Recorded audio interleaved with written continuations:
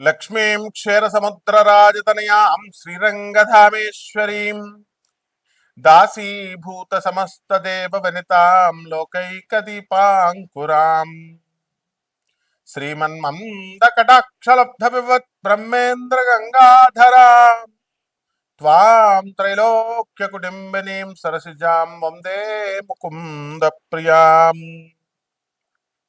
ఈ స్తోత్రం చదవని వారు ఉండరు, మహాలక్ష్మీదేవి అనుగ్రహం పొందని వారు ఉండరు. చాలా మంది అనుకుంటారు, ఏమండి మాకు లక్ష్మీదేవి అనుగ్రహం లేదండి అని. చాలా తప్పు నాయన. సరస్వతీదేవి అనుగ్రహము అయినా రావచ్చేమో, పార్వతీదేవి అనుగ్రహం అయినా రావచ్చేమో, కానీ కొంచెం టైం పట్టొచ్చేమో, కానీ వాళ్ళిద్దరికీ అనుగ్రహం రావడానికి. కానీ లక్ష్మీదేవి అనుగ్రహం లేదే అడుగు తీసి మనిషి అడుగు వేయలేడు. అమ్మవారు క్రియాశక్తి, మహాలక్ష్మి తల్లి. ఫుడ్ పెట్టేది నాయన. ఫుడ్ మనకు ఒక్క పూట కూడా భోజనం ఉండదు. చూడండి, మీరు అడుక్కునే వాళ్ళు తీసుకోండి. రోజు స్నానం చేయకుండా మేము అఘోరీలు అని, అఘోరి శ్రీనివాస్ గారి లాగా, అఘోరి మాతలాగా మా రోడ్ల మీద మంచి స్నానం చేయకుండా ఉంటారు చూసారా? వాళ్ళంతా బూడిదలు రాసుకొని స్నానాలు చేయకుండా వాళ్ళకు కూడా ఫుడ్ ఉంటుంది చూడండి.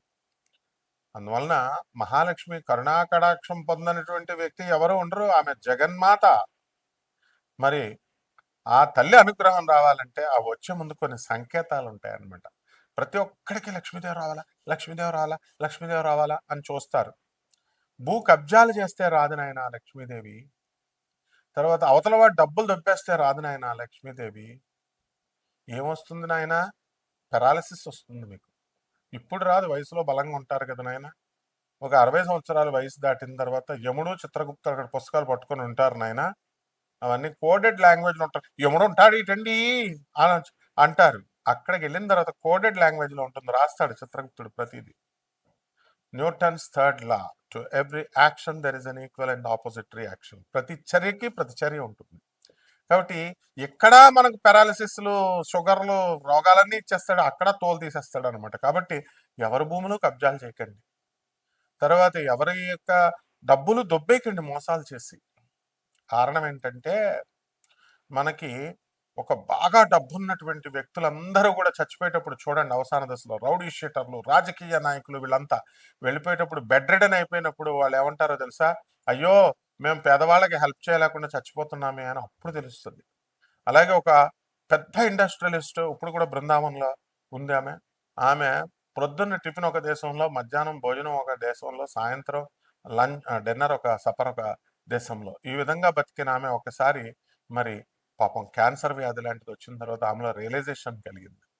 అరే మనం చచ్చిపోయేటప్పుడు ఏం పట్టుకెళ్ళమని అర్థమైపోయింది. అర్థమైపోయి వెంటనే ఆమె ఇది తగ్గే తర్వాత క్యాన్సర్ వెంటనే సన్యాసం తీసేసుకొని ఆశ్రమంలో ఉంది. మనందరం సన్యాసాలు తీసుకోవాల్సిన అవసరం లేదు, ధర్మంగా నడిస్తే చాలు. అందువలన మహాలక్ష్మి తల్లి వచ్చే ముందు కొన్ని నిదర్శనాలు ఉంటాయి. మీరు రోజు దాన ధర్మాలు చేయండి, లక్ష్మీదేవి రాకపోతే నేను రప్పిస్తా మీ ఇంటికి. I will demand her. శంకరాచార్యులకు ఉన్నప్పుడు శంకరాచార్య శిష్యుల్ని నేను 36వ పీఠాధిపతి అయినటువంటి భారతీ తీర్థస్వాములు మారు మా గురుదేవులు దక్షిణాంనాయ పీఠం. 37 మా గురువుగారు అబ్బాయి విధుశేఖరేంద్ర సరస్వతి. కమాన్, మరి మీ గురువులా చెప్పండి. అయితే జగద్గురు అయినటువంటి ఆదిశంకరాచార్యుల వారు అలా యొక్క ఉసిరికాయల్ని కురిపించారు, బంగారపు ఉసిరికాయల్ని. మరి ఆ లినియేజ్ లో ఉన్నటువంటి వాళ్ళం మనం. తప్పకుండా మరి మా గురుగారు పిలిస్తేనే వస్తే, మా భారతీ తీర్థస్వామి వారు ఇలా అడగాల పిలవగానే దంధన్మని వచ్చేస్తాయి. మా గురువుగారు మరి ధర్మంగా నడుచుకోమని చెప్తారు ఎప్పుడు చెప్పినా, ఎక్కడ ఏ ఉపన్యాసమైనా. అందువలన లక్ష్మీదేవి వచ్చే ముందు కొన్ని సూచనలు ఏంటో తెలుసా? మీరు సాంబ్రాణి కాకుండా గుగ్గుళం వేస్తాం, ఈ గుగ్గుళం వాసన వస్తుంది, సాంబ్రాణి వాసన గుమగుమలాడుతుంది. ఆ వాయిస్ ఏ గదిలో ఉన్నా సరే ఆ యొక్క ఈ వాసన సువాసనలాగా వస్తుంది. తర్వాత గంధం స్మెల్ వస్తుంది. మీరు జాగ్రత్తగా వెళ్ళి, మనకి లహరి మహాశయుడు, పరమహంస యోగానందుల వారు, స్వామి వివేకానందుల వారు ఇలాంటి మహాత్ములు రోడ్డుపైన వెళుతుంటే తామర పుష్పాల వాసన, గంధాల వాసన. పిఆర్ సర్కార్ మా గురుదేవులైనటువంటి ఆనంద మార్గ ఆశ్రమం అధిపతి పిఆర్ సర్కార్ మా గురువుగారులు వెళ్తుంటే అక్కడి నుంచి ఏంటి సాంబ్రాణి వాసన వస్తుందేంటి, ఏంటి గంధం వాసన వస్తుందేంటి, ఏంటి సువాసన వాసన వస్తుందండి. నేను చిన్నప్పుడు వెళ్ళి అని పిలిచేవాడిని. వాళ్ళేం రాసుకోలేదు. అంటే నిజమైన సన్యాసులు, నిజమైనటువంటి గురువులు దగ్గర ఆ వాసన వస్తుంది. మరి మన అఘోరి మాత ఉంది, ఇప్పుడు మొన్న వర్షిణిని లేపుకెళ్ళిపోయిన అఘోరి మాత, దాని దగ్గరికి వెళ్ళి వాసన చూస్తే గబ్బు వాసన వస్తుంది. స్నానాలు చేయదు కదా. అంటే ఇప్పుడు ఉన్నటువంటి దొంగ స్వామీజీలు, దొంగ బాబాలు, దొంగ గురువుల దగ్గరికి వెళ్తే గబ్బు వాసన వస్తుంది అనమాట. అదే తేడా తీసుకోండి. తర్వాత చక్కగా మహాలక్ష్మి తల్లి గల్లు గల్లుమని సౌండ్ వినబడతా ఉంటది, గజ్జల సౌండ్. చాలా మంది అడుగుతారు, గురుగారు మా ఇంట్లో గజ్జల సౌండ్ వస్తుందని. వచ్చేస్తుందంటే లక్ష్మీదేవి ఉంది చూసుకో. ఏమండి నన్ను తీసుకోండి, నన్ను తీసుకోండి, నన్ను తీసుకోండి అని అడుగుతుందని రోజు కల్లోకి వస్తుందండి అంటారు. నిజమది. It is not an hallucination. It is not, ఇది ఒక కన్ఫ్యూజన్ కాదు, అది నిజమైనటువంటి మహాలక్ష్మి సింబల్. అందువలన ఒక గదిలో ఘల్ ఘల్ ఘల్ ఘల్ అని అంటూ ఉంటుంది. ఒకసారి ఒక శ్రీధర్ మాధవ్ అని ఒక దంపతులు ఉన్నారు. శివకుమార్ అని బంజారాహిల్స్ లో ఉంటాడు మా శిష్యుడు.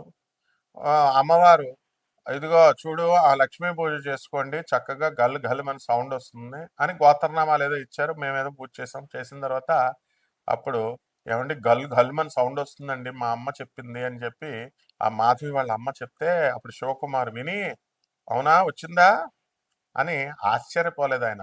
బికాస్ లక్ష్మీదేవి వాళ్ళ father chief engineer, Reddy Naidu అని పోల సుబ్బయ్య ప్రాజెక్ట్ కట్టినటువంటి ఆయన నడిచే దైవమైనటువంటి చంద్రశేఖర సరస్వతి స్వాముల వారు వాళ్ళ ఇంటికి వచ్చారు. మరి అనేక సార్లు ఆయన ఇంజనీర్ గా ఉన్నప్పుడు ఆయనకి అనేక సార్లు దర్శనం ఇచ్చినటువంటి వాళ్ళు. మా ఆంటీ ఇంకా బ్రతికే ఉంది, బంజారాహిల్స్ కేర్ హాస్పిటల్ పక్కనే సాక్షి దగ్గర ఆ మెడికల్ భాస్కర్ మెడికల్ కాలేజ్ పక్కిల్లే అనమాట. ఒక 750 గజాల్లో ఉంటుంది బంజారాహిల్స్ లో. ఇవన్నీ ప్రత్యక్ష సాక్ష్యాలు లైవ్ లో ఎందుకు చెప్తున్నాను నేను. నిజంగానే మహాలక్ష్మి అలా కరుణిస్తుంది అందరినీ. అలాగే మరి కొంతమంది ఏమండి నిధులు ఉన్నాయండి, జలదిగ్బంధనం, నీటిలో బుడబుడ బుడబుడ బుడబుడ సౌండ్లు వినబడుతుందండి. తర్వాత మాకు కల్లో ఏదో సౌండ్లు వినబడుతున్నాయండి, గజ్జల సౌండ్లు వినబడుతున్నాయి, అమ్మవారు వస్తున్నట్టుగా ఉంది, తీసుకో తీసుకో అంటోందండి అంటారు. ఈ తీసుకో తీసుకో సౌండ్లు కూడా మహాలక్ష్మి సింబల్సే. కానీ అక్కడ 2 రకాలు ఉంటాయి. నిదేదైనా ఉందనుకోండి, అవన్నీ కూడా ఏంటంటే పిశాచ్, ధన పిశాచ్ కూడా ఉంటుంది, చూసుకోండి మరి. కాబట్టి పిశాచికి మహాలక్ష్మికి తేడా ఉంటుంది. ఏమండి మహాలక్ష్మి తల్లి ఇప్పుడు ఎవరన్నా చూడండి, నా ఒంటి మీదకి ఆవిడ వచ్చేసింది, ఎల్లమ్మ వచ్చింది, పుల్లమ్మ వచ్చింది, రేణుకమ్మ వచ్చింది అని దేవతలను చెప్తారు. దుర్గమ్మ వచ్చింది అంటే దుర్గమ్మ కూడా చీప్ అయిపోయింది, మా బెజవాడ కనక దుర్గమ్మ. కానీ ఒక్కళ్ళైనా ఉంటారా మహాలక్ష్మీదేవి నా ఒంటి మీదకి వచ్చిందని? రాదు. మహాలక్ష్మీదేవిదే ఎవ్వరి దగ్గరికి టచ్ కూడా చేయదు. ఆలీ సినిమా ఉంది చూసారా ఇప్పుడు ఆలీది? మమ్మీ నేను చాలా కష్టాల్లో ఉన్నాను మమ్మీ అంటే డబ్బులు మూట విష్ణుమూర్తి వీడికి ఇవ్వకూడదంటే లక్ష్మీదేవి రికమెండ్ చేస్తుంది. ఒక మూట ఇస్తుతాడు విష్ణుమూర్తి. వీడు అప్పుడు దాకా ఈ ఆలీగాడు కళ్ళు తెరిచి నడిచినాడు, కళ్ళు మూసుకొని నడిస్తే ఎంత బాగుంటది అని కళ్ళు మూసుకుంటాడు. ఆ బంగారపు మూటను దాటేసి వెళ్ళిపోతాడు. దాటేసిన తర్వాత అది దాటిన తర్వాత మళ్ళీ కళ్ళు తెరుస్తాడు. అంటే మహాలక్ష్మి తల్లి అనుగ్రహం లేనిదే ఒక్క రూపాయి కూడా రాదు నాయన. కాబట్టి గుడ్లగూప, తెల్ల గుడ్లగూప కనబడుతుంది. ఏమండి మీరు అడగొచ్చు, ఏమండి తెల్ల గుడ్లగూప చాలా మందికి ఉన్నాయి, నీ దగ్గర ఉన్నాయా? ఫారెన్ లో ఉన్నాయి. మంచి మంచి గుడ్లగూపలు పెంచుకుంటారు ఇంట్లో. దాని బ్రీడ్ తెలుసుకోండి. ఇక్కడ మా అసిస్టెంటే మణికంఠ అని ఉన్నాడు విజయవాడలో. మరి గురుగారు రోజు నాకు గుడ్లగూప తెల్లగా కనబడుతుందండి తీగ మీద అన్నాడు. లక్ష్మి వస్తుందిరా అన్నాను. ఒక అపార్ట్మెంట్ కొని పారేశారు. డబ్బులు లేవు, అప్పులు ఇచ్చేవాళ్ళు లేడు. వాళ్ళ పాపం చిన్న చిన్న జాబులు భార్యాభర్తలు ఇద్దరు. ఈ రోజున విజయవాడలో మెయిన్ సెంటర్లో మా ఆఫీస్లో మా యొక్క టీంలో అతను చక్కగా ఇల్లుని ప్రసాదించింది మహాలక్ష్మి తల్లి. అలా మనం అందరినీ చూస్తూ ఉంటాం. సుబ్రహ్మరెడ్డి దగ్గర ఏముండేదండి? సుబ్రహ్మరెడ్డి నాగార్జున సాగర్ ప్రాజెక్ట్ చేసేటప్పుడు మామూలు వాళ్ళ మేనమామ దగ్గర మామూలు సింపుల్ కాంట్రాక్టర్ జీతానికి చేసేవాడు. ఈరోజు సుబ్రహ్మరెడ్డి ఏంటి? కమాన్, మీకు తెలుసా? మాకు తెలుసు సుబ్రహ్మరెడ్డి మొత్తం అలా మహాలక్ష్మి అనుగ్రహం. అందుకే బిర్లా ఏం చేస్తాడో తెలుసా? టాటా బిర్లాలు వాళ్ళకి ఉండమ్మా బొట్టు పెడతా సినిమా చూసారా? అమ్మా లక్ష్మీ తల్లి నువ్వు వెళ్ళకూడదమ్మా, మనం బయటికి తలుపు తీసుకొని అంటే నేను వెళ్ళిపోతాను, ఇంకా నా టైం అయిపోయింది, మీరు రూల్స్ వయలేట్ చేశారు, నేను చెప్పిన రూల్స్ వినలేదంటుంది లక్ష్మీదేవి. ఉండమ్మా బొట్టు పెట్టేదాకా పతివ్రత వెళ్ళకూడదు కదమ్మా అంటే, అవునైతే అంటే నేను చీరాన్ని నీకు బొట్టు తెస్తానని వెళ్ళి ఆ కోడలు ఏం చేస్తుందంటే వెళ్ళి నూతులో దూకేస్తుంది. ఈ లక్ష్మీదేవికి ఇంకెవరు పెడతారు బొట్టు, నేను పెట్టేదాకా నేను వెళ్ళను అని మాట తీసుకుంది. కాబట్టి ఆ లక్ష్మీదేవి ఆ ఇంట్లో ఉండిపోయింది. ఇదే ఉండమ్మా బొట్టు పెడతా, ఇదే కాన్సెప్ట్. ఇది ఎవరి దగ్గర నుంచి తీశారంటే ఇది బిర్లా, నిశాంత్ బిర్లా, మన స్నేహితుడు నాగపూర్లో ఉంటాడు. నిర్మలా బిర్లా వాళ్ళ అమ్మగారు వాళ్ళు. ఇప్పుడు కూడా నిశాంత్ బిర్లా ఉన్నాడు. మన బిర్లా మందిర్ కట్టింది వాళ్ళే. కాబట్టి వాళ్ళ కుటుంబంలో ఉన్నటువంటి రహస్యం ఏమిటంటే ఎప్పుడు కూడా రిపేర్ వర్క్ చేస్తూ ఉండు అని. లక్ష్మీదేవి ఎప్పుడైతే వర్క్ మీ దగ్గర ఆగిపోతుందో నేను వెళ్ళిపోతాను అంది. అందుకనే బిర్లా మందిర్లో ఎక్కడో సుత్తించుకొని ఏదో రాయి కొడతా ఉంటారు. అలాగే బిర్లా ఇండస్ట్రీస్లో కానీ వాళ్ళ ఇళ్లల్లో కానీ ఏదో ఒక పని చేస్తూ ఉంటారనమాట. కాబట్టి మహాలక్ష్మి తల్లి అంత అనుగ్రహిస్తుంది నాయన. కాబట్టి భార్య మంచిగా సంతోషంగా ఉంటుంది, రొమాంటిక్గా ఉంటుంది. అప్పుడు భర్తలంతా కూడా మీకు మహాలక్ష్మి త్వరలో రాబోతోందని మల్లెపూలు పెట్టుకొని చక్కగా ముఖం కళకళలాడుతూ ఉంటుంది భార్య. మీరు రోజు బాధేస్తుంటే ఏమొస్తుంది రా నాయన, సెప్పిచ్చేస్తుంది, మీకు పక్షవాతం వస్తుంది. అసలు ఎట్టి పరిస్థితుల్లో ఆడదాన్ని కొట్టకూడదు, ఏడిపించకూడదు.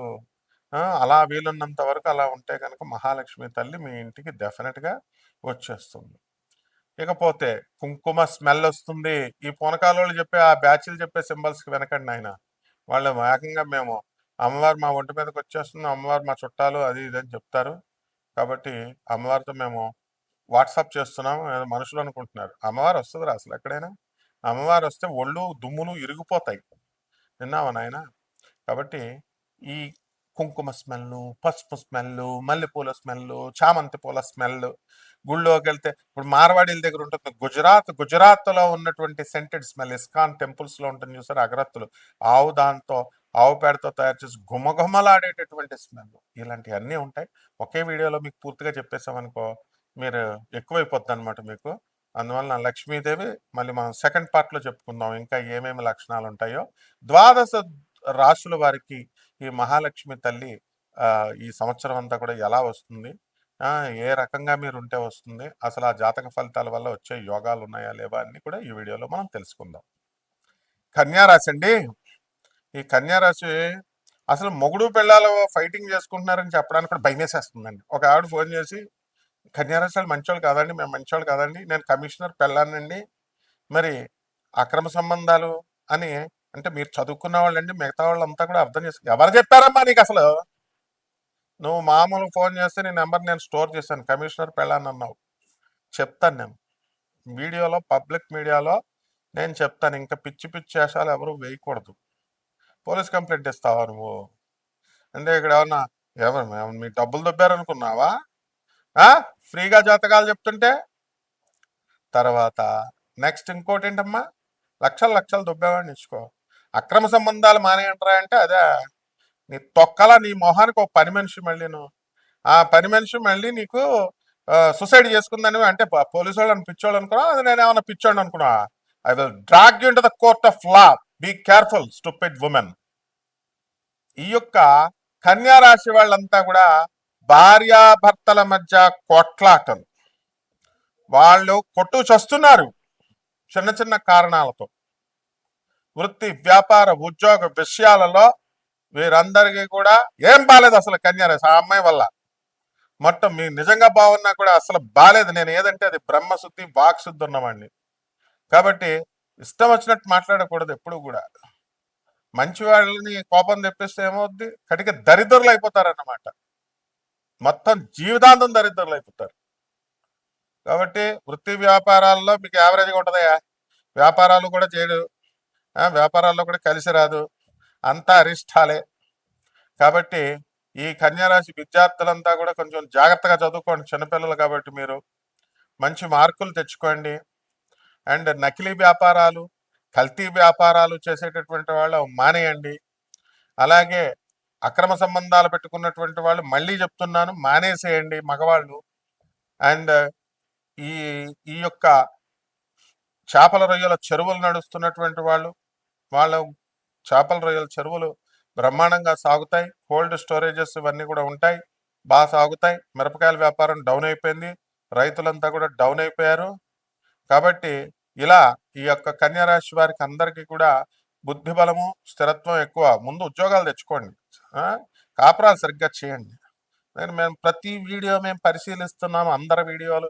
ఎవడో అడ్వర్టైజ్మెంట్ గొట్టంగాడేస్తే ఆ గొట్టంగాడిని అడగాల. మేము వరకునే చెప్పేసి వెళ్ళిపోతాం. వెనకాల ఎడిటింగ్ ఎవరు చేస్తున్నారు, వీడియోల్లో అడ్వర్టైజ్మెంట్స్ ఏమి వేస్తున్నారు, ఇవన్నీ సంబంధం ఉండదు. అండ్ నెట్వర్క్ గురించి, సిస్టమ్ గురించి తెలుసుకోకుండా పిచ్చి పిచ్చి మాటలు మాట్లాడకూడదు. ఈ సంవత్సరం అంతా కూడా కన్యా రాశి వాళ్ళకు బాగున్నప్పటికీ కూడా మహాలక్ష్మీదేవి యొక్క మా యొక్క పుత్రుడిని నేను నా యొక్క శాపం వలన ఈ కన్యా రాశి వాళ్ళకు కొంతమంది ఎవరైతే మనసు ఈ అశాస్త్రీయమైన పద్ధతుల్లో వెళ్తున్నారో అటువంటి వాళ్ళకి లక్ష్మీదేవి అనుగ్రహం కలగదు. మిగతా వాళ్ళంతా మంచిగా ఉండి గురుసేవ చేసుకునేటటువంటి వాళ్ళు, మిగతా వాళ్ళు మంచిగా ధర్మ మార్గంలో ఉన్నటువంటి వాళ్ళకి మీ అందరికీ కూడా బాగుంటుంది నాయన. శుభమస్తు.